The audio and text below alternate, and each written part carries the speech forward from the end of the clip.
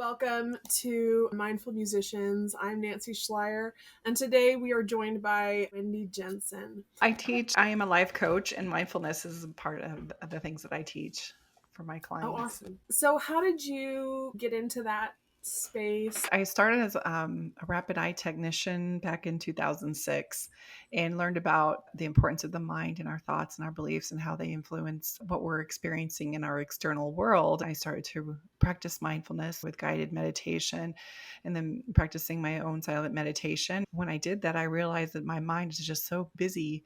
Just the practice of sitting and observing my thoughts really caused me to realize how they're just running around like unsupervised children, but yet they're creating so many unconscious things in my life. And so I realized the importance of observing my mind and how that really plays into getting into that practice when I'm with a client. Anything that I'm doing when I practice the mindfulness helps me to be just in a different mental state so that I can access my intuition and my creativity. You mentioned that you were working in eye rapid movement. Rapid eye technology is similar to EMDR. They came on board about the same time, but rapid eye technology was more spiritual based, and whereas EMDR is more science based. They have the same impact and they deal a lot with processing trauma and emotions. I was really fascinated with that realm, and I still am very much about the mind and being able to understand how our beliefs influence our experience. Talk more about your journey into mindfulness and what kind of techniques do you work on with your clients? When you talk about meditation and you try to look online, and there's just so many ways to do it, and everybody's got the right way, and saying how everyone else's is the wrong way. When I recognized that there were just so many methods that we could use, and I was conditioned and trained in my religious background that there's just one solid path and you have to follow that path. This was like one of the first times I realized, okay, you have to find what works for you. How does my mind work? And that's the very entry gate into mindfulness is how does my mind work? What works for me? And as I went into research what meditation would work best for me, it was first observing my thoughts without judgment. And when I did that and it was just so busy, I realized I'm going to try and dedicate 20 minutes a day, and realized that I would spend like 19 and a half minutes just observing my thoughts and really finally get into the zone the last 30 seconds and learning to be okay with that instead of beating myself up, trying to tell myself what a crappy meditator I am. And so Yeah. and then I learned how to drop in within a minute and even 30 seconds in times when I'm really able to focus. And I realized that it was a muscle. And the Yeah. first time you can go to the gym and work out and you feel really sore and you look in the mirror and you might see some tiny little definition going on, but because you don't have the full results, then we give up on the gym. And our mind's a lot, it's like a muscle at meditation. It's like going to the gym every day and practicing that meditation and mindfulness gets you in the practice of mastering a whole new muscle. It's a muscle that nobody sees, but you Yeah. can definitely feel its training as you get more dedicated to it. For a lot of people, that judgment that you were talking is so powerful. It's so ingrained in us. Mm. What kind of things do you encourage people to do to start to recognize those judgments? I call it my inner critic, and I even gave her a name so that I don't identify with that inner critic, because that inner critic is not me.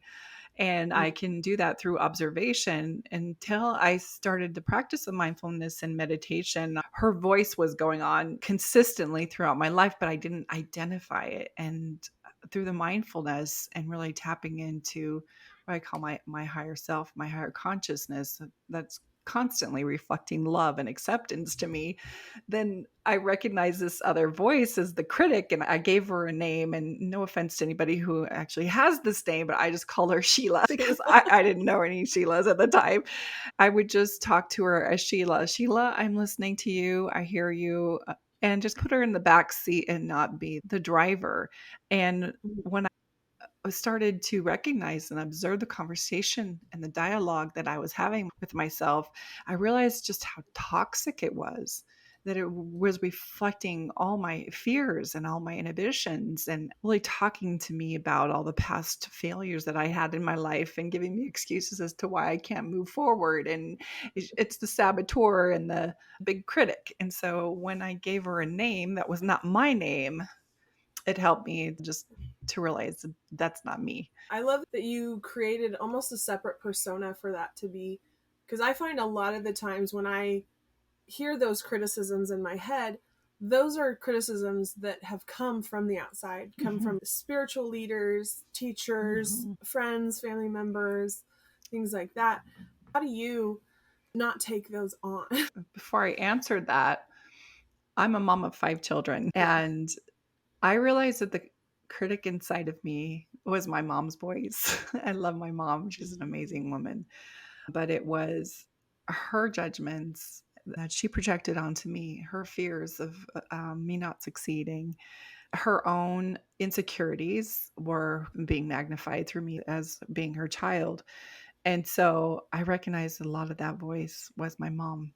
When I recognized that, I really became a little bit more accountable to the because I Right. realized that I am that voice for my children too. And so becoming aware of that critic was really important for It's kind me. of like, it's like breaking that generational trauma. Yeah.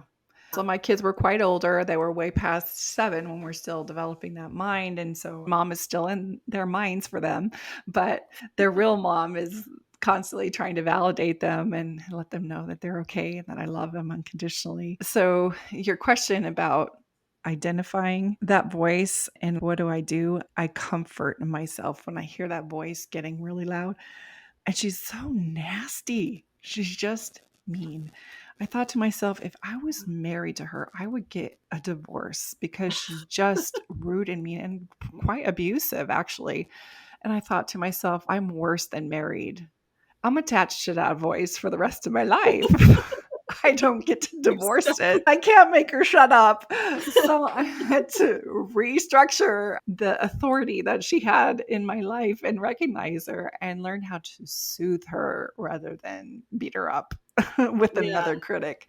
Because then we have layers upon self There you go. contempt. How do you stop those judgmental thoughts without judging them? Because that's a whole other ball game, right? It is. It is. And holding yourself in that space of compassion can be quite a trick. I explain it like a train going really fast and getting momentum in one direction.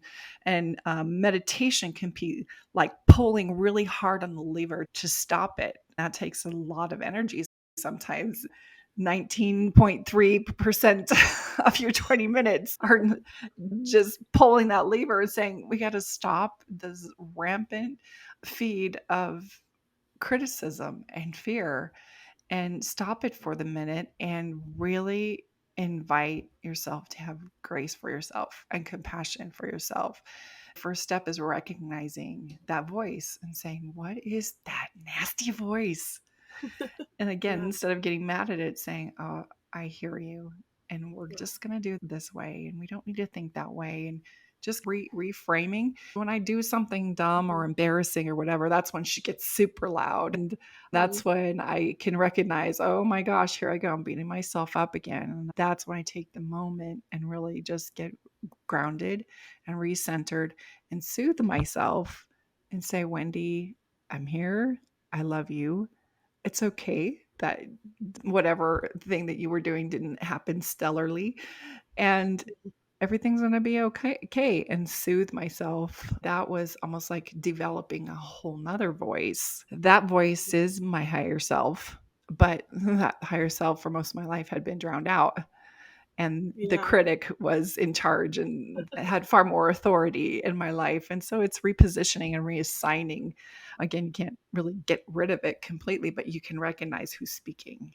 I know for me, music was one place where I was often able to drown out those Mhm. more negative things that were going on in my life. It was always a safer space for me. Mhm. But I find that a lot of people It's a very scary thing to drown out those voices and to really sit with yourself.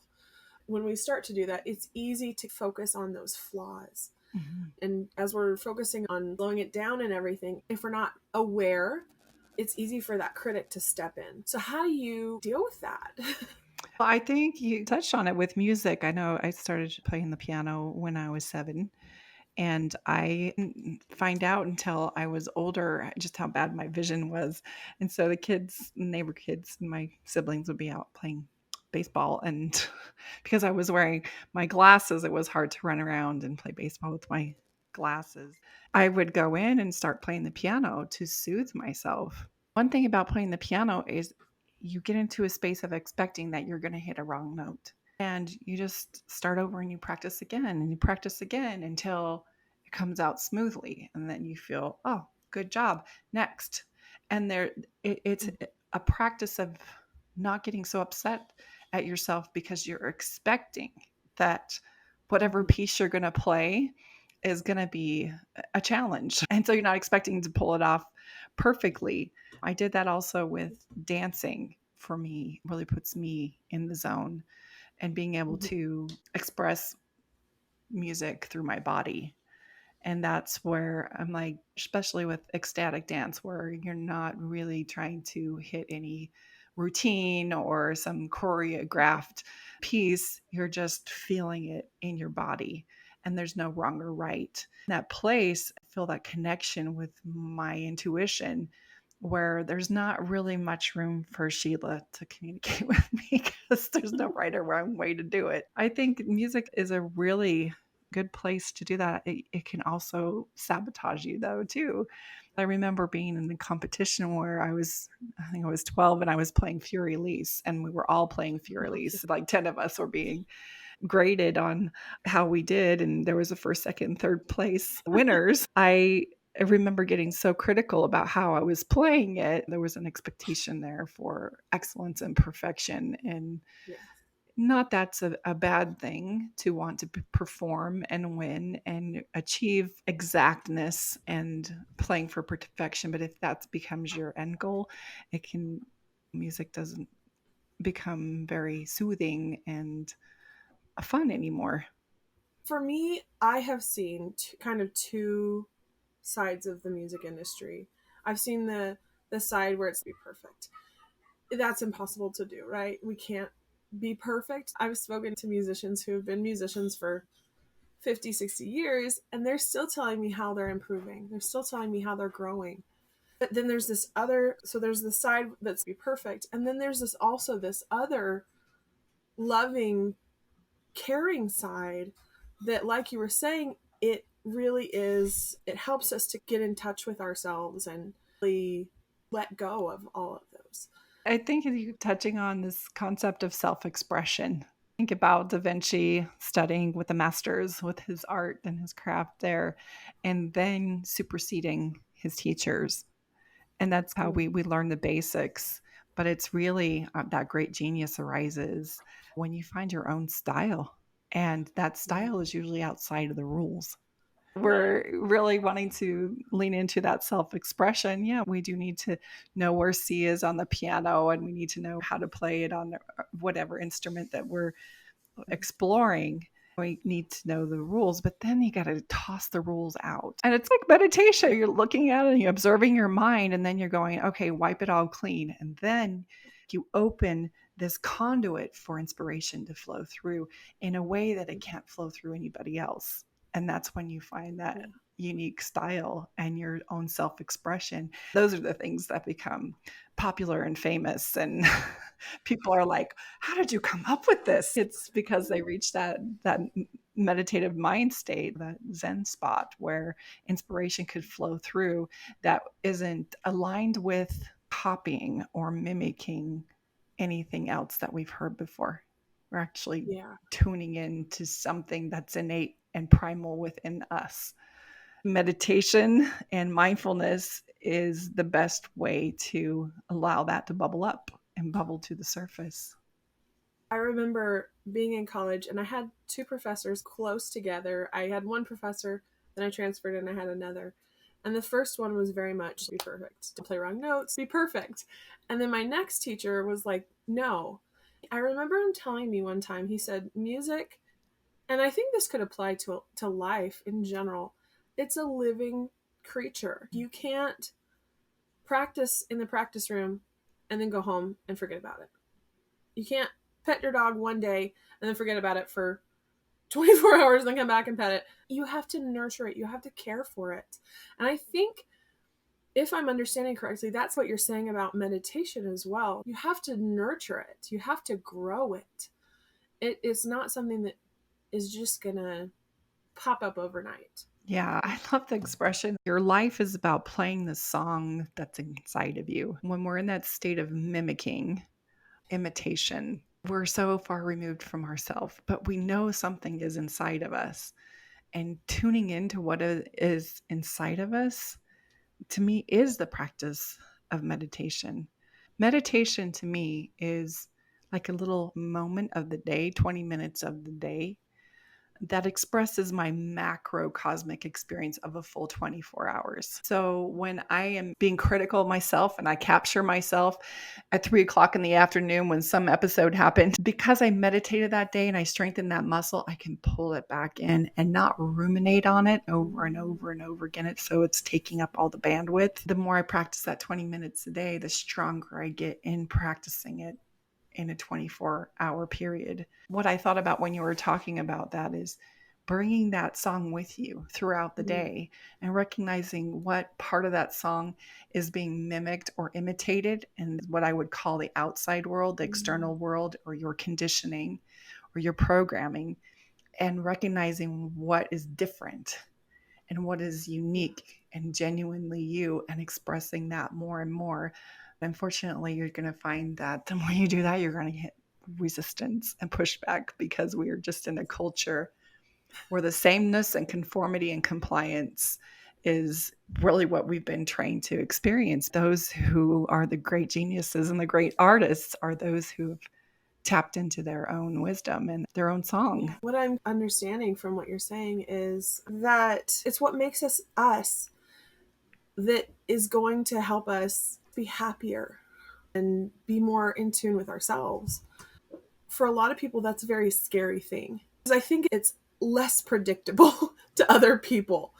And so it's scary for them. I think for some people, it's scary to be themselves as well. So what kind of things would you tell someone who, I guess, is struggling with being themselves? Because it's scary. It's a scary thing to step outside of those cultural norms and say, I'm going to be Nancy today. I'm going to be myself. I have an actual practical activity you can do. I learned this with rapid eye technology. There was one session where you're opening up your throat chakra. That is a chakra of self-expression. I had done this whole session and we're practicing. At the end of the session, it says, now open your mouth and allow whatever tone to come out, allow it to just be heard. And the funniest thing is, I didn't expect this. I opened my mouth and I was terrified. I was terrified of the tone that would come out. I'm like, why am I so afraid to just make the noise that will come out of me? And I thought to myself, what if I don't like it? What if it's not as pretty as so-and-so's? And it's almost as if I had no comparison to see if it was a pretty tone or an ugly tone, or it was just going to be this noise that came out of me. But when I finally did it, and it was weak and scratchy, I don't even remember what note it was. Maybe it was no note at all, but it was just like the sound came out of me and I was like, okay, that's me. And instead of judging it, I embraced it. And the more that I gave the tone, the more clarity it came, the more online and on board it came with an actual note. And then I started to feel it open up, clear down to my belly. And then I completely own it. But to what you were saying, it scared me at first. Why am I so afraid to just make my noise? I encourage any of your listeners to just take a moment by yourself and just breathe in, and just don't try to make a noise. Just make the noise. Just let it come out, and then embrace it and say, okay, I was wishing it was maybe a little higher or more alto, or maybe I was wishing it was more beefy, or maybe I was stronger. And rather than saying anything like that, just saying that is my tone, that is my note, and embrace it without judgment. Then it will become clearer and stronger. Mine, for me, I realized was a lot lower than I expected. Being a woman, you're supposed to have a nice, sweet, feminine voice, and mine was low. And at first, my judgment was like, okay, I sound like a man. Since then, I've been able to just completely embrace it. And it's interesting how my language gets stronger. I feel more confident, and I've embraced the fact that I have a lower voice, and that's okay. And I love it. I really love what you said about just letting it come out. For a lot of years, I taught voice. I primarily teach piano now, but I taught voice for a long time. And it always amazed me how terrified people are to let their voices be heard. I remember I had a student who came to lessons once a week, half an hour, and probably for 3 months didn't sing a note. And I remember her mom being like, "Did she sing today?" And I was like, "We talked. We're trying to like work through some of her reservations, her fears." But I came to a similar conclusion that it's so scary for people to let their voices be heard because it's such an intimate part of who we are, and we have this fear that, oh, maybe I'm not going to be accepted, maybe it's not going to be pretty, it's not going to be this or that. I find that like the more I'm just like, yeah, it's not going to be. It's not going to be what you expect it to be because your voice is different. Your voice is your voice. It's not Ariana Grande. It's not Lady Gaga. It's not name your favorite musician, favorite singer. It's going to be your voice. And there's something so beautiful and powerful about that. I agree. It's so interesting that as babies, having 5 children, and now I have 4 grandchildren, it's interesting when they find their voice for the first time, they realize I made a noise and that came from me. Then they just start chattering and yelling and screaming because they want to hear themselves. None of that inhibition is there when you're a baby. It's just something that gets conditioned into us where we just learn to compare and compete. Unfortunately, a lot of times that causes us to develop some contempt or insecurity within ourselves. A very key component to gaining that confidence is, what is your sound? Start with embracing your sound. You can almost tell people who are confident in their voice. It just flows different. And then there's others that are really scratchy and weak and soft. Or people are loud and they feel like they need to be heard more than the next person because they're so desperate to be heard. And when you find your voice, it starts to feel like you're at home in your belly. Your voice teacher, but so you would understand this better than I would. But that's how I felt like when I speak from the womb, like I'm speaking my truth. When I'm just piping off some information that I know, I speak a little bit higher and I'm a little bit more airy. Learning that about yourself and embracing all of that, I think, is so important. But it's interesting, as babies, we don't come pre-wired with all those inhibitions. I think we're all pretty fascinated the first time that we hear our tone and we want to hear it over, and we realize, oh, this tone gets me milk and this tone gets me held. It's just interesting how we hear our sound for the first time and how we engage with it. And then later on, when it's time to hear that sound again without judgment, we have this fear of squeezing it out. Is there anything you would like to leave everybody with? Any thoughts or ideas? Based on the theme that and the things that we're talking about is to find your groove, find your song. The world right now needs your individuality. It needs your uniqueness. When you're finding that bliss and you're sharing that coming from a place of your intuition, and you become the conduit for something unique on the planet that no one else can create. When you find that, share it. Share it with the world. So many times we're told we're not enough. You're not practicing enough. You're not smart enough. You're not pretty enough. But just stepping back and really realizing that who cares? Who Yeah. cares? I'm me, and that's all that matters. Thank you so much. It has been such a delight talking to you. Such an honor for me. Thank you. I love what you're doing and your passion for helping people to move into that mindfulness and to take ownership of their inner universe. I think that is a powerful thing. It will certainly enhance any adventures we move into music, whether it's our voice or an instrument or dance or music is so important.